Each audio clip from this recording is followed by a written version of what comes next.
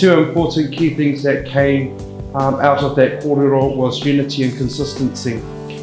So just talking a little about consistency, it was more so looking that I suppose everybody's heading down the same road with the same tools to be able to get to the destination that everyone wants to get to.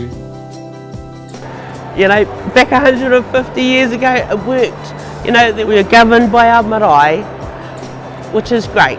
Still the same concept, but fast forward 150 years, society's expectations have changed on us.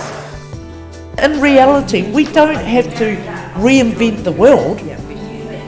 What we have to do is put a stake in the ground and say we're ready to move and do it. So firstly, we want to have strong relationships with people and organisations, both internal and external. We've also discussed a recruitment school. We do have the police foundation training, however we would like Wardens for Wardens training each other. Yeah, so we want long-term experience. So these are the ones who have been in the Wardens for a long time. Then we want some new blood.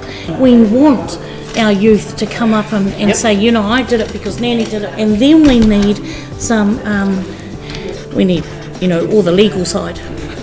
We need advice. They're going to give advice and all of those sorts of things to this body.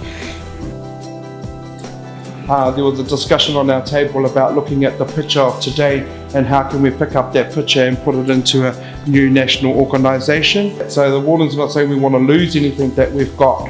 We sort of want to try and keep what we've got, but actually build it over here and actually furnish a whare for Māori Wardens. So governance direction that is tailored from a national organisation to a regional to our locals, and that may create a whole new geographical scope for Māori Wardens.